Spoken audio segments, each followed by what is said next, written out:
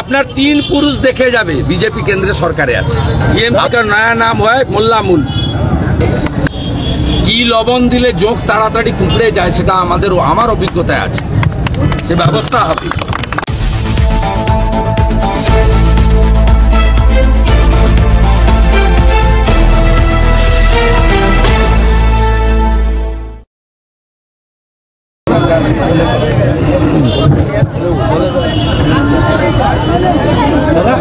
মুর্শিদাবাদের ঘটনা সরজমিনে খতিয়ে দেখতে এলাকায় পৌঁছবে জাতীয় মানবাধিকার কমিশনের প্রতিনিধি দল, যাচ্ছে জাতীয় মহিলা কমিশনে, যাচ্ছে মুর্শিদাবাদে। যাক, যাদের যাওয়ার সুযোগ আছে তারা নিশ্চয়ই যাক, কিন্তু হিন্দুদেরকে বাঁচিয়েছে কোর্ট। কেন্দ্রীয় বাহিনী না থাকলে হিন্দু শূন্য হয়ে যায়। এবং আগামীকাল কোর্টের হিয়ারিং আছে। আমরা এনআইএ চেয়েছি, আমরা চেয়েছি জাতীয় মানবাধিকার কমিশন সিপিডাব্লিউডির সাহায্য নিয়ে ক্ষয়ক্ষতি অ্যাসেসমেন্ট করে ক্ষতিপূরণ সরকারকে দেওয়ার নির্দেশ কোর্ট দিক। অন্তত 100 কোটি টাকার প্রপার্টি হিন্দুদের ক্ষতি হয়েছে, টার্গেট করে ক্ষতি করা হয়েছে। আপনি দেখবেন একটি হিন্দু মহিলা তার মেয়েকে বিয়ে দেওয়ার জন্য 1.5 লক্ষ টাকা জমিয়েছিল, সেটা নিয়ে পালিয়েছে ভিখারিগুলো, চোরগুলো। একজন হিন্দু পরিবার দেখবেন 5 লক্ষ টাকা জমানো ছিল, নোটগুলো সব পুড়ে গেছে। কিভাবে লুট করেছে, আজকেই কলকাতা হাইকোর্টে 4 জন ভিকটিম পীড়িত তারা রিট ফাইল করেছেন। সব মিলিয়ে এ লড়াই বড় লড়াই হবে এবং এই লড়াইতে এদেরকে উচিত শিক্ষা আমরা দেব। আমার অভিজ্ঞতা আছে, এখানেও কথায় কথায় মোটরসাইকেল নিয়ে কথায় কথায় হামলা করত। দেবব্রত মাইতির হত্যাকাণ্ড সিবিআই নেওয়ার পরে 11 জন গুন্ডা 1.5 বছরের বেশি জেলে থেকেছিল, 1.5 বছরের বেশি এলাকার বাইরে ছিল। এবং এদেরও বেল ক্যান্সেল করার জন্য সুপ্রিম কোর্টে আমরা দ্বারস্থ হচ্ছি। আমরা জানি যে জোঁকের গায়ে কি লবণ দিলে জোঁক তাড়াতাড়ি কুঁকড়ে যায় সেটা আমার অভিজ্ঞতায় আছে, সে ব্যবস্থা হবে। আপনারাও এনআইএ চেয়েছেন, এছাড়াও একাধিক সংস্থা তরফে কলকাতা হাইকোর্টে দ্বারস্থ সবাই চাইছে। তো তৃণমূল তো এনআইএ চাইছে, বলছে বাংলাদেশ থেকে লোক এসছে, তুরস্ক থেকে টাকা এসছে। তা যদি বিদেশি যোগ থাকে তাহলে তো এনআইএ ইনভেস্টিগেশন করবে, স্টেট পুলিশ তো করবে না। আর যে এফআইআর হয়েছে, এফআইআরে এখানে এসে লিফলেট বিক্রি করেছিল 2021-এ মানিক চিটিংবাজ বলে একটা, ওর নাম এফআইআরে আছে।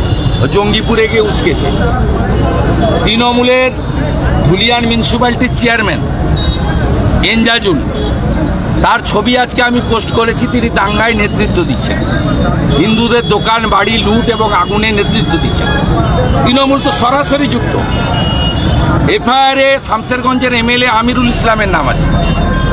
এফআইআরে ধুলিয়ান টাউনের প্রেসিডেন্ট কাউন্সিলর মেহবুব আলমের নাম আছে। সরাসরি দাঙ্গায় যুক্ত মনিরুল ফারাক্কার এমএলএর দাদা কাউসার আলী, তৃণমূল করিয়েছে। সেটা তো মুখ্যমন্ত্রী আজকে নেতাজি ইন্ডোরে বলেছেন ওটা মালদা লোকসভার মধ্যে, দক্ষিণ মালদা, এবং ওটা কংগ্রেসের এলাকা। এই জন্য করেছে।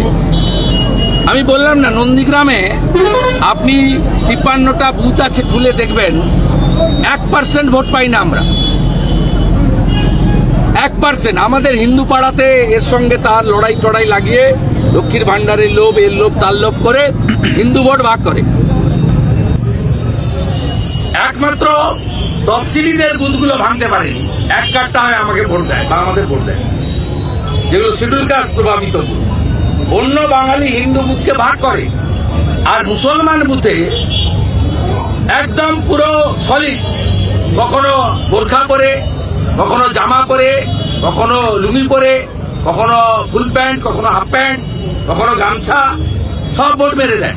সুরাটে আছে, মুম্বাই পুনেতে আছে। মমতা তো কাজ দিতে পারেনি।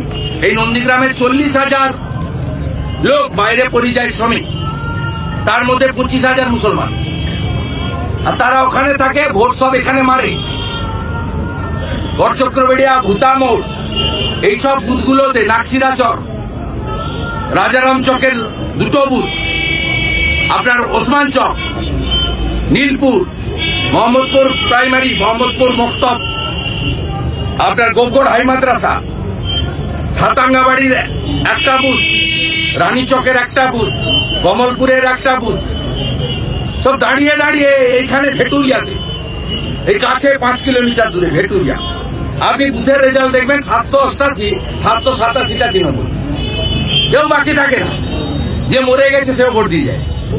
দাদা, মুখ্যমন্ত্রী বলছেন যে 1 বছর একটু ধৈর্য ধরে অপেক্ষা করতে হবে, দিল্লিতে সরকার পরিবর্তন হবে, তখন এই জনবিরোধী যে আইনগুলো হয়েছে। ও 19 সাল থেকে বলছে, আমিও ওনার সঙ্গে ছিলাম, আমাদের সব হাত ধরে দাঁড় করিয়ে দিয়েছিল ব্রিগেডে, ইউনাইটেড ইন্ডিয়া। নন্দীগ্রাম না থাকলে দিদি থেকে দিদিমা হতেন, মুখ্যমন্ত্রী জীবনে হতেন না। আর আপনার ওই প্রধানমন্ত্রী হওয়ার স্বপ্ন দেখবেন। আমি বারে বারে বলেছি, স্যান্ডো গেঞ্জিতে যেদিন বুক পকেট আমি আগের বারে খুলে দেখছিলাম, আজকে আবার দেখেন, মানে